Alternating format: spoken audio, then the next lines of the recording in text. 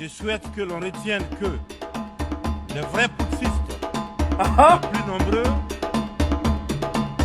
qui ne font l'objet qu'une condamnation, c'est aussi ceux qui manigancent, qui utilisent la fourberie, qui trichent pour manipuler les textes de la Constitution afin de se maintenir éternellement au pouvoir. C'est ça, même. C'est avec une grande fierté et une joie débordante que nous vous accueillons sur Flourishing Web TV. S'adapter aux mutations profondes de notre société. L'objectif du thème de la présente session, paix, prospérité, progrès, durabilité, est d'actualité. Évocateur et mérite une attention particulière de notre part. Épidémie de coups d'État en Afrique. Après celle de la Covid-19, le continent est frappé par celle des putschs militaires, notamment dans les pays francophones du sud du Sahara. C'est tout le monde qui les condamne, qui les sanctionne. Partagez. De la réapparition brusque de cette pratique que l'on croyait révolue, à juste titre. Mais j'ai envie de dire que la communauté internationale doit avoir l'honnêteté et la correction de ne pas se contenter de dénoncer les seules conséquences, mais de s'intéresser et de traiter les causes. Alors, les coups d'État, s'ils se sont multipliés ces dernières années en Afrique, c'est bien parce qu'il y a des raisons très profondes. Exactement, comme Draman. Et pour traiter le mal, mesdames et messieurs, il faut s'intéresser aux causes racines. Exactement. Le putschiste n'est pas seulement celui qui prend les armes, qui renverse un régime. Je souhaite que l'on retienne que les vrais putschistes, les plus nombreux, qui ne font l'objet d'aucune condamnation, c'est aussi ceux qui manigancent, qui utilisent la fourberie, qui trichent pour manipuler les textes de la Constitution afin de se maintenir éternellement au pouvoir. C'est ça même le putschisme. C'est ça le putschisme. En col blanc qui modifie les règles du jeu pendant la partie pour conserver les rênes du pouvoir. Exact. Voilà les putschistes les plus nombreux. Là voilà les dramas de Batissal. Le président, mesdames et messieurs, je fais partie de ceux qui, un matin, ont décidé de prendre nos responsabilités pour éviter à notre pays un chaos complet. C'est ça la vérité. Une situation insurrectionnelle. Aucune force politique, toute complètement neutralisée à l'époque, n'avait ni le courage, ni les moyens de mettre fin à l'imposture que nous vivions. La rectification institutionnelle à laquelle mes frères d'armes et moi avons pris nos responsabilités le 5 septembre 2021 n'était qu'une conséquence de cette situation de chaos qui avait fini par fissurer le tissu social. Exactement. Et mettre à mal le vivre ensemble. Sans être exhaustif, nous pensons que les transitions qui sont en cours en Afrique sont dues à plusieurs facteurs parmi lesquels on peut citer les promesses non tenues, l'endormissement du peuple, le tripatouillage des constitutions par des dirigeants qui ont pour seul souci de se maintenir au pouvoir au détriment du bien-être collectif. C'est ça la vérité. Aujourd'hui, le peuple africain sont plus que jamais éveillés et décidés à prendre leur destin en main. La mauvaise répartition des richesses crée des inégalités sans fin. La famine, la misère qui rendent le quotidien de nos populations de plus en plus difficile. Wallahi, wallahi da. Ces inégalités font partie des causes des événements qui mettent en péril surtout le vivre ensemble. Quand les richesses d'un pays sont dans les mains d'une élite, alors que les nouveau-nés meurent dans les hôpitaux par manque de couveuses, Allah. il n'est pas surprenant que dans de telles conditions, nous assistons à des transitions pour répondre aux aspirations profondes du peuple. C'est ça on attend en Côte d'Ivoire depuis là. L'Afrique souffre, mesdames et messieurs. Elle souffre d'un modèle de gouvernance qui lui a été imposé.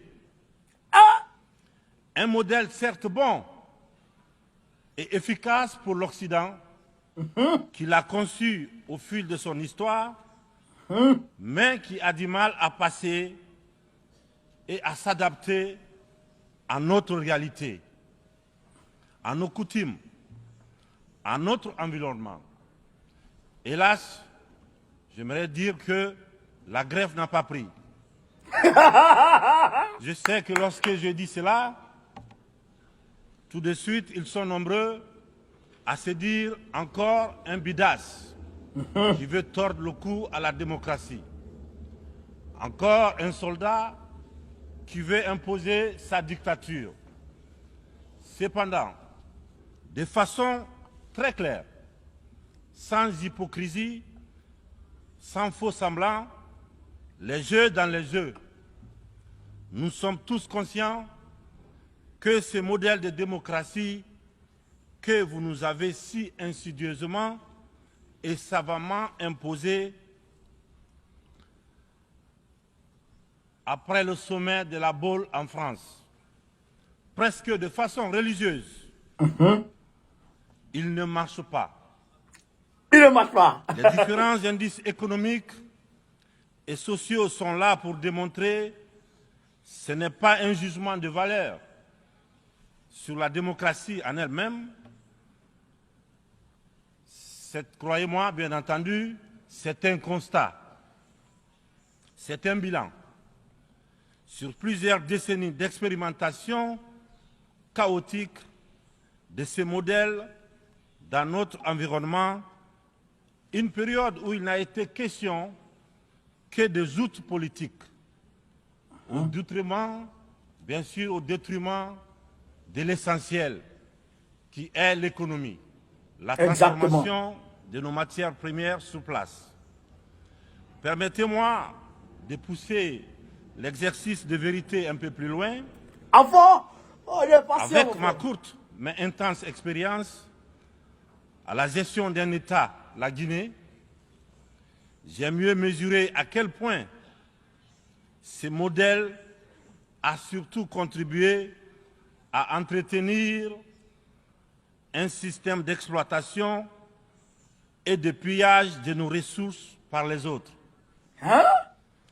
Et une corruption très active de nos élites,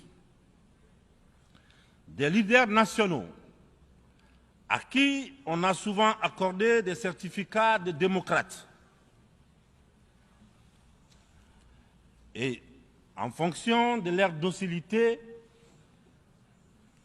ou de leur aptitude à brader les ressources et les biens de leur peuple, ou encore de leur facilité à céder aux pseudo-recommandations et injonctions des grandes puissances. La honte. Je dois d'ailleurs, dans ce sens, confesser que tout ce à quoi je fais face dépasse l'imagination. Ce sont les mêmes qui confesse la démocratie, Écoutez, la hein. transparence, qui dénonce la mauvaise gouvernance et la corruption, qui dictent les règles, c'est eux qui en offrent très discrètement et sournoisement redoublent de pression pour nous faire céder notre patrimoine dans des contrats lyonnais. Je comprends certains dirigeants, quelques-uns de mes prédécesseurs, qui, parce qu'ils avaient des fragilités, parce qu'ils étaient sous pression, ou parce qu'ils traînent des casseroles, ou surtout parce qu'ils avaient des agendas politiques, ont cédé à ce qu'on leur demandait. Je les comprends sans les approuver. Certains m'ont même rappelé que si j'avais un agenda politique, je serais moins à l'aise pour mener à bien les réformes auxquelles mon gouvernement et moi nous nous sommes attaqués. Une chose est certaine, nous n'avons qu'une seule préoccupation, le bien-être du peuple et le vivre ensemble. C'est cela notre priorité.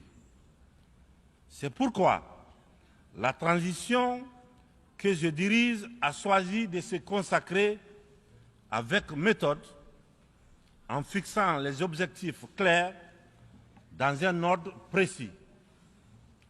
Le social, l'économie et le politique. Voilà. Et on boit un peu d'eau d'abord. Monsieur le Président, Cassez les papos Mesdames et même. Messieurs, mon uniforme, je l'ai mis au service de mon peuple. Je vous serai reconnaissant de respecter ces serments, de nous tenir à distance respectable des divisions, de toutes sortes que beaucoup essaient de nourrir dans nos pays. Le Sahel traverse l'une des histoires les plus graves de sa très vieille histoire. Mais elle a les ressorts nécessaires pour y faire face. Son sens légendaire de la diplomatie doit être libéré afin qu'ensemble, nous nous parlions sans interférence. C'est pourquoi, et pour cela, que la CEDEAO, dont la vocation était économique, doit cesser de se mêler de la politique et privilégier le dialogue. Nous, Africains, nous sommes fatigués, épuisés des catégorisations dans lesquelles les uns et les autres veulent nous mener et surtout veulent nous cantonner. La population de l'Afrique est jeune. Elle n'a pas connu la guerre froide. Elle n'a pas connu la guerre et les guerres idéologiques qui ont façonné le monde pendant les 70 dernières années. C'est pourquoi nous, Africains, nous trouvons insultants les cases, les classements qui tantôt nous placent sous influence des Américains, tantôt sous celle des Anglais, tantôt des Français, tantôt des Chinois, des Russes et même des Turcs. Nous ne sommes ni pro, ni anti-américains, ni pro, ni anti-chinois, ni pro, ni anti-français, ni pro, ni anti-russe, ni pro, ni anti-turc. Nous sommes tout simplement pro-africains. C'est tout. Ah, Douya! Dou! T'as métier, mon frère! Pro-africain! Nous mettre sous la coupe de telle ou telle puissance est une insulte, du mépris, du racisme vis-à-vis d'un continent de plus d'1,3 milliard de personnes. Ah ouais. Il est important, dans cette prestigieuse et influente assemblée, que l'on comprenne clairement que l'Afrique de papa, la vieille Afrique, c'est terminé.